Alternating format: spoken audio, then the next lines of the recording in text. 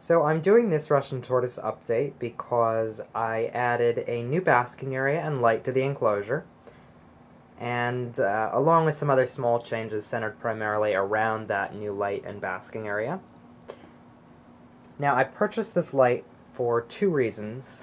The primary reason because I didn't think that the enclosure was warm enough or bright enough outside of this basking area.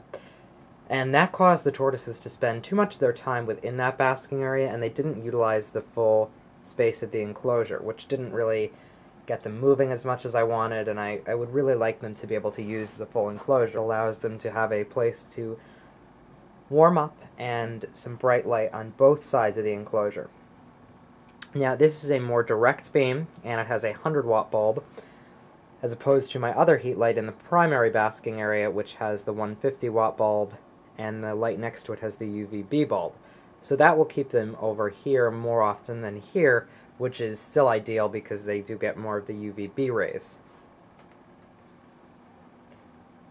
So, in addition to warming up and lighting the enclosure, it's beneficial because in an enclosure with two tortoises or two animals of any kind, it's always best to try to have two of whatever you can. That means two hides, two basking areas, two feeding areas, and plenty of space.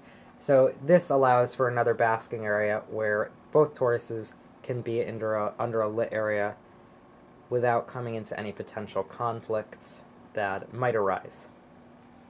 Now, as you can see, there aren't really any conflicts going on, and they're both quite happy over here, but that first reason alone is enough for this to be a really beneficial addition to the enclosure. Now, in addition to changing up the light a bit, some other changes that I made are much more minor, including moving the burrow over a bit to accommodate more space and use space in a more wise way. And I also moved the rock pile down to here so they can climb up closer to the light, as well as have some heated rocks underneath the light.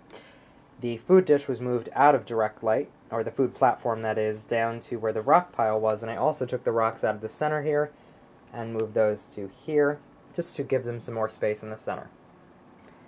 Now, the last thing I do want to mention is that there are still plenty of cool spots in the enclosure, which are necessary too.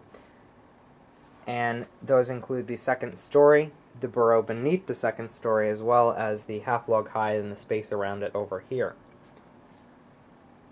So, minor changes, but all beneficial, just to make the enclosure a little bit better for the tortoises, which I try to do all the time. So there you have it, a Russian tortoise update.